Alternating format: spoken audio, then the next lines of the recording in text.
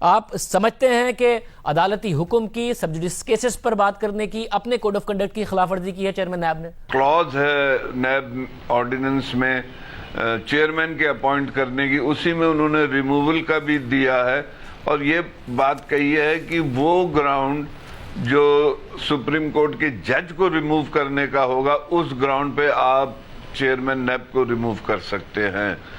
تو یہ اگر آپ رول آف پراپرٹی میں دیکھیں تو سپریم کورٹ کے جج کو یہ اختیار تو نہیں ہے کہ وہ سب جوڈیس میٹر پہ کوئی اوپینین دے دے۔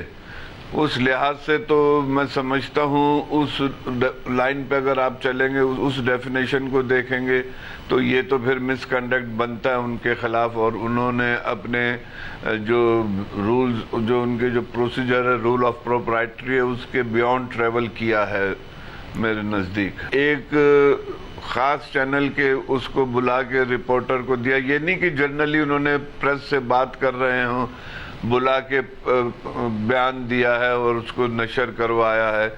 یہ بھی بڑی معنی خیز چیز ہو جاتی ہے کہ اگر وہ پبلکلی بول رہے ہوتے، کسی میٹنگ میں ہوتے، کسی تقریب میں ہوتے تو ایک بات درگزر کی جا سکتی تھی، لیکن یہ بلا کے یہ ساری باتیں بڑی ایک عجیب سا سینسیشن پیدا کر رہی ہیں۔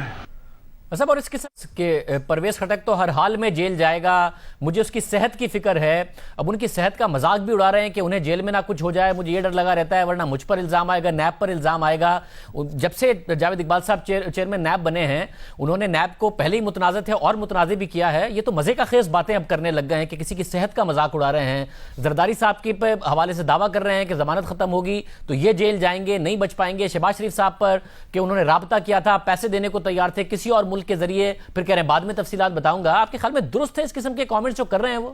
نیب کو باعث ثابت کرنے کے لیے کافی ہے، میں سمجھتا ہوں نیب کے چیئرمین کو باعث کرنے کے لیے جو ہے متعصب کرنے کے لیے بہت ضروری ہے، اور میں سمجھتا ہوں کہ ساری پروسیڈنگز جو ہے وہ ایڈورسلی افیکٹ ہوں گی ان کے اس بیان سے۔